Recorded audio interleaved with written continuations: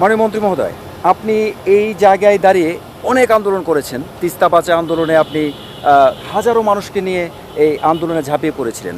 আমরা দেখেছি যে এই তিস্তায় হাঁটু পানিতে নেমে পর্যন্ত আপনি আন্দোলন করেছেন। ঠিক এই মুহূর্তে আপনার কী ধরনের স্মৃতি মনে পড়ছে এবং এই আন্দোলনের যদি কিছু স্মৃতি আমাদেরকে বলতেন।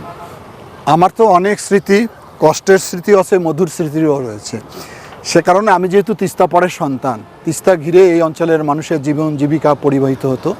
এই তিস্তা শুকিয়ে মরুভূমি হয়েছিল, সেখানে আমি একটা আন্দোলন করেছিলাম পানির ন্যায্য হিস্যার দাবিতে, জাগোবাহে তিস্তা বাঁচাই।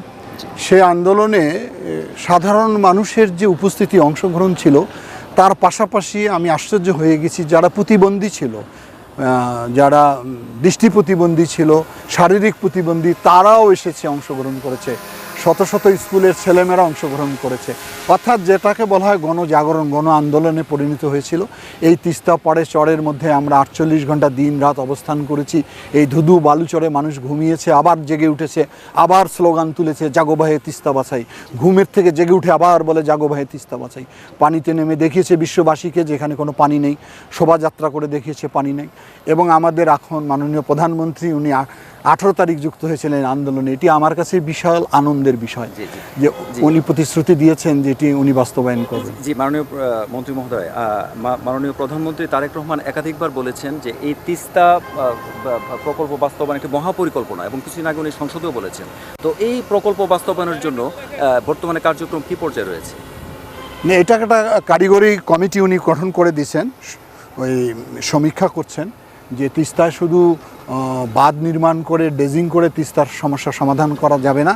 তিস্তা যাতে শুকনো মৌসুমে পানি ধরে রাখা যায়, রিজার্ভার তৈরি করা হবে, সেইভাবে একটা পরিকল্পনা হচ্ছে। এবং আশা করি যে শীঘ্রই সেই কারিগরি কমিটি তাদের রিপোর্ট জমা দিলেই মূল কাজে হাত দিবে, এবং তারপরে হয়তো কোনো এক সময় এটা একনেকে পাশ করে আমরা কাজ শুরু করব। আমি মনে করি এটি জিওবি ফান্ড থেকে করা সম্ভব। 15,000 কোটি টাকা 5 বছরে আমাদের জন্য আমার মনে খুব বেশি প্রয়োজন নাই। তবে কারিগরি সহায়তার দরকার হবে। আন্তর্জাতিকভাবে যারা নদী শাসনে অভিজ্ঞ, সেই সমস্ত দেশকে আমরা এখানে তাদের সহযোগিতা নিতে পারি। জি, মাননীয় মন্ত্রী মহোদয়, এই প্রকল্প বাস্তবায়নে কোন ধরনের চাপ বা ঝুঁকি কি আপনি করছেন? না, এটা তো আমাদের আভ্যন্তরীণ সমস্যা, এখানে চাপের তো কোনো প্রশ্নই আসে না।